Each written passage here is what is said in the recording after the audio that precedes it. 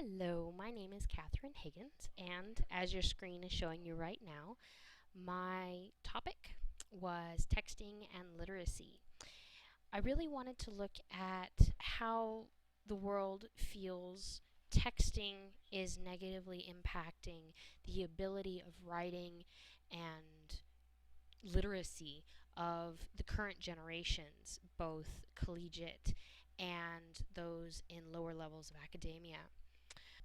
Interestingly enough, not a lot of sources prove that texting is having a negative impact on literacy. Quite the opposite, actually. There's a great deal that feel that texting has helped the literacy of today's generations, especially the ones that are just starting school at kindergarten level and throughout middle school and junior high and high school. This I find to be extremely interesting because when I was researching this, it was on my mind. So I would go and get into a conversation with someone and I'd ask them, do you think texting has a negative impact? And not one person said, no, it isn't. Every single one of them believed that texting has a negative impact on academia and on education, which I found to be extremely interesting. So, throughout my researching this topic, I found that, like I said earlier, it is a positive influence from most, well, the people who are researching it believe that it has a positive influence.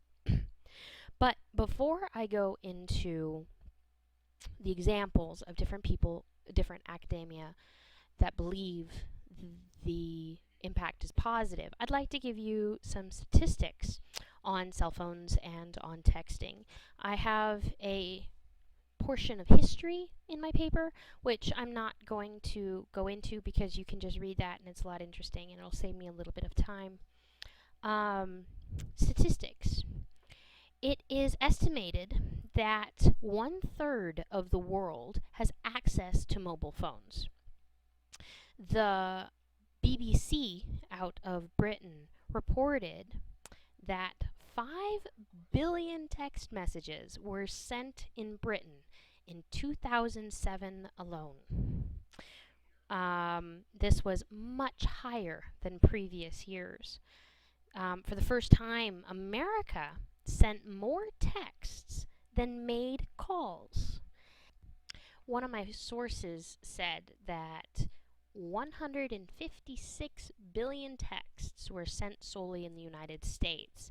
This was over a 95% increase over the previous year's statistics, which really shows how popular texting is becoming as a mode of communication in both the US and in Britain. I found other sources that was talking about India and the Orient. There is so much information being sent via text. It's astounding.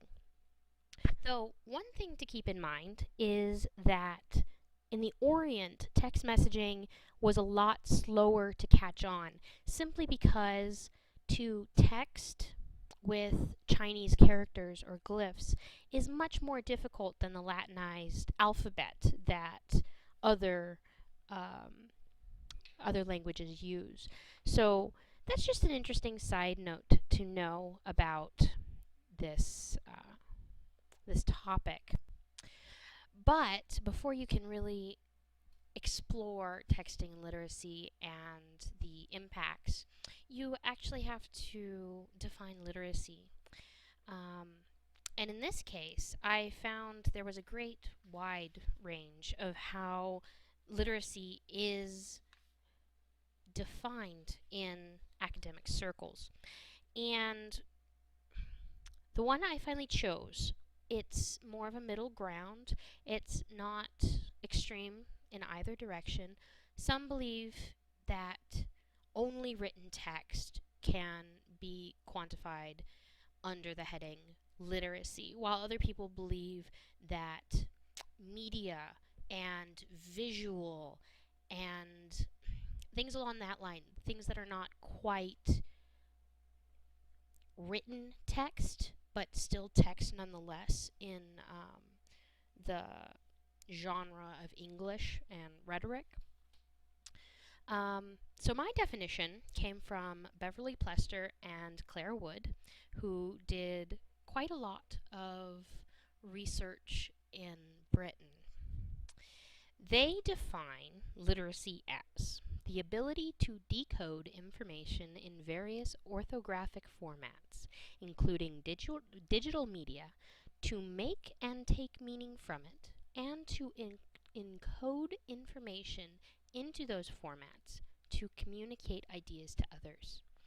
So basically, the ability to take meaning and put it into a text format, and I'm using text as in the written word in this case, and then being able to understand written word and get its meaning, which is actually quite important because in this case, texting can be such a mode of written word, and there is meaning encoded and decoded from such a medium. As for my literary sources that I have found, I'm going to first start off with Plester and Wood, the people that I borrowed my definition of literacy from.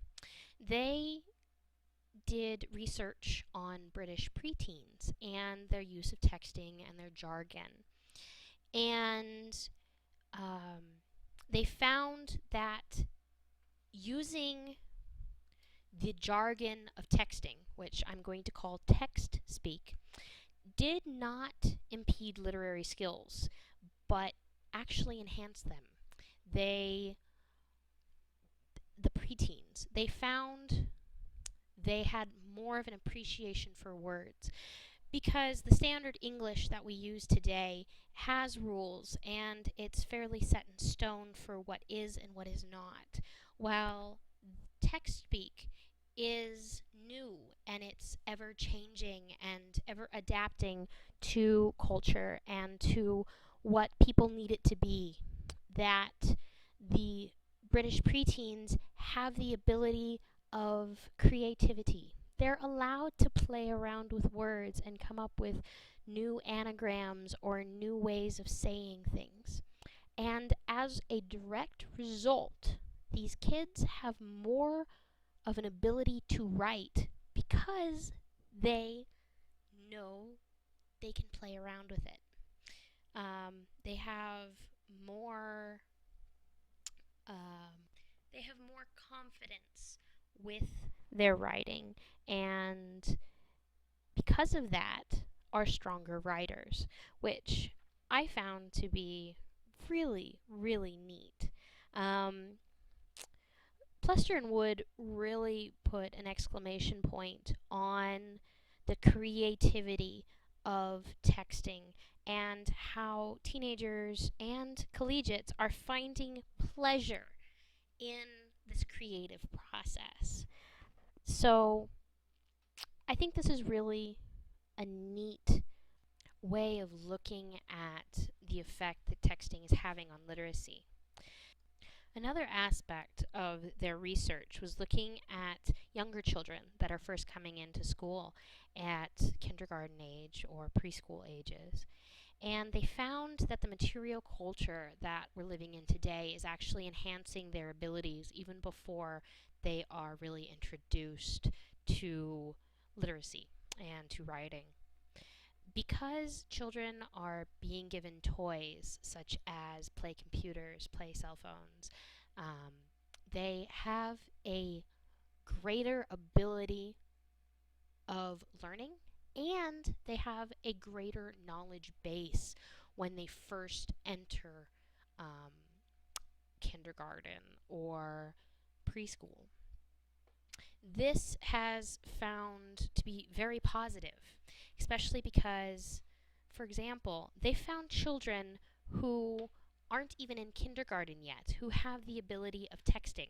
They'll like pick up the phone and text their parents and ask them a question or something like that, and have the ability of communication through text before they even enter schools, which I think is a benefit to culture because children, are learning at a faster rate than they had before.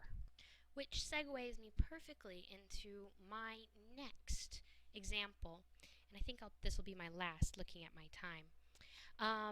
A study was done out of Stanford University by a professor named Andrea Lunsford, who did the Stanford Study of Writing, where she did a huge study on writing of collegiates today. She collected 14,672 samples, and these samples ranged from formal college essays to written assignments in class to the Twitter or Facebook or MySpace postings that collegiates posted. Now, this is really interesting because she wanted to see the range of writing, the writing ability, and how students wrote in different settings. And Lunsford said that the students she looked at were really adept in identifying their audience and adjusting their prose to match that audience. If they were speaking in a more formal setting, their language would rise to the occasion, but it would also become chill, if you want me to use a vernacular word. And it would become like text speak, with the YOU for you isn't how they spell it. They spell it as you, or cuz for because, and things like that. She found that students were writing even more than previous generations. 38% of the college writing that was done by these students were actually outside of an academic setting. This is far more than the generations before, whom many of them didn't even write after they left high school, simply because they were in a job that didn't require it. They never again crafted a paragraph in the rest of their lives. And today, with this just surge of technology that allows massive interconnectivity of people around the world, there is a lot more writing going on, including text messaging. And she said this revolution of writing is one that is extraordinary and hasn't been seen since the Greek era of debate. She has a lot of information about internet and how it's affecting literacy, which fascinated me, and I really wanted to look at it more, but I had to resist and come back to my texting and literacy topic.